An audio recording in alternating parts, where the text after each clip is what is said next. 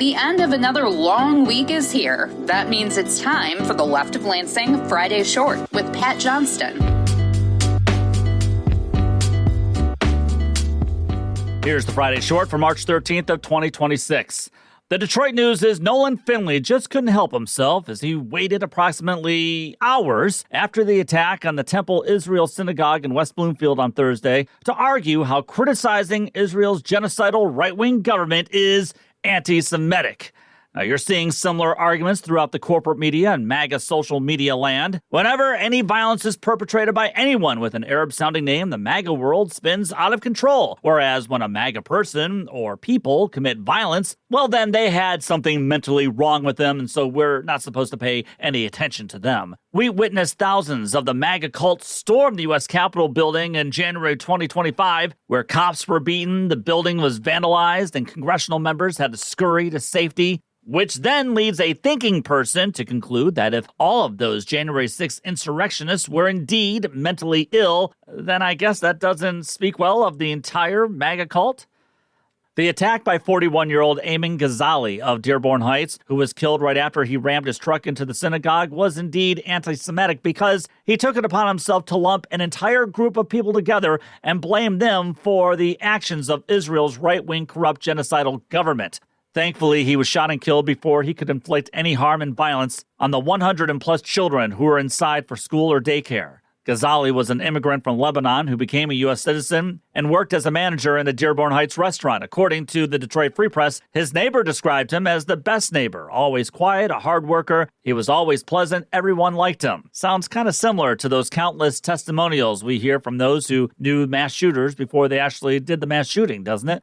The Freep also confirms Ghazali lost family members who were killed by an Israeli attack in Lebanon recently. But rather than choose to peacefully protest or simply criticize Israel's right-wing government, or even backing candidates who pledged to end the Israeli-American war on Iran, this guy chose violence against people who had nothing to do with the attack, and worse, many of whom were children. And it's also quite possible that many who worship at that synagogue were also against Israel's actions as well. Polls show that to be the case. But while violence is never the answer, nor anti-Semitism, nor Islamophobia either, criticizing Israel's actions in Gaza and Iran, and now Lebanon, is not anti-Semitism.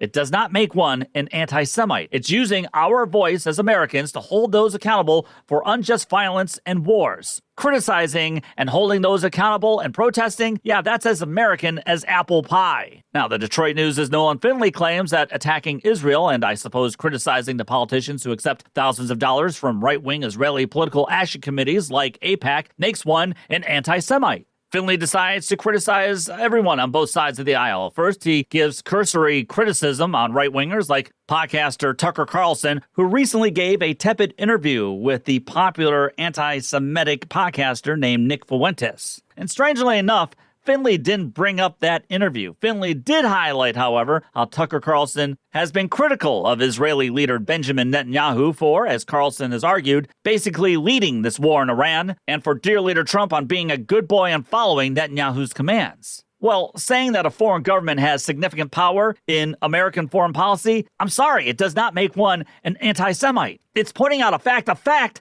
that Nolan Finley doesn't really attempt to argue. I must remind everyone that the International Criminal Court issued an arrest warrant for Netanyahu over Israel's genocide of the Palestinian people in Gaza. We can't really forget that one. Speaking of which, Nolan Finley calls those protesting the genocide in Gaza as their cause célèbre, and how those protests or criticisms were essentially lies. Now, Finley ignores the fact that while Hamas's attacks that killed over 1,000 Israelis were horrific and war crimes, Israel's extreme response that killed over 25,000 while injuring 68,000 more, according to the United Nations, would also be labeled as a war crime. I mean, that was not a tactical nor a proportionate response. It was mass murder, and it is a genocide, and we Americans can speak up against it because our tax dollars are funding that genocide. Now, in order to tamp down or crush such facts from being released, people like Nolan Finley will use the attack on the West Bloomfield Synagogue as a chance to say any criticisms of Israel makes you an anti-Semite. That's what many in our government want, as AIPAC bribes corporate Democrats and Republicans to keep giving more and more weapons and more taxpayer money to Israel's right-wing genocidal government. An NPR PBS poll released this week shows that 56% of Americans are against this war of choice, while just 36% approve of Trump's and Netanyahu's war in Iran. Also, 55% see Iran as only a minor threat or no threat at all. Yeah, the American people are waking up. And a new Zetio and DropSite news poll revealed this week how 52% of Americans believe this war started as a way to distract the public on dear leader Trump's relationship with the billionaire convicted child sex offender Jeffrey Epstein. Again, the American people are waking up. That's why so many right now are trying to use tragedies such as what happened in West Bloomfield as a way to make bad faith arguments by saying criticizing Israel leads to those actions that happened at the synagogue. Nolan Finley, in fact, ended his column by saying the evil that found its way to West Bloomfield on Thursday has its headquarters in Tehran. So I guess, using that logic, the evil that found its way into the U.S. Capitol halls on January 6th of 2025 has its headquarters smack dab in the White House.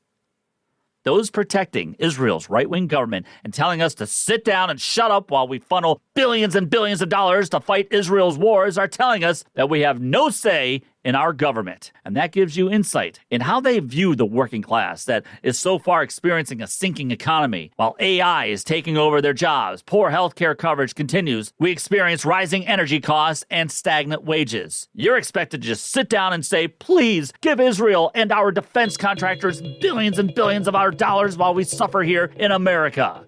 Because if you don't do that, you are an anti-Semite.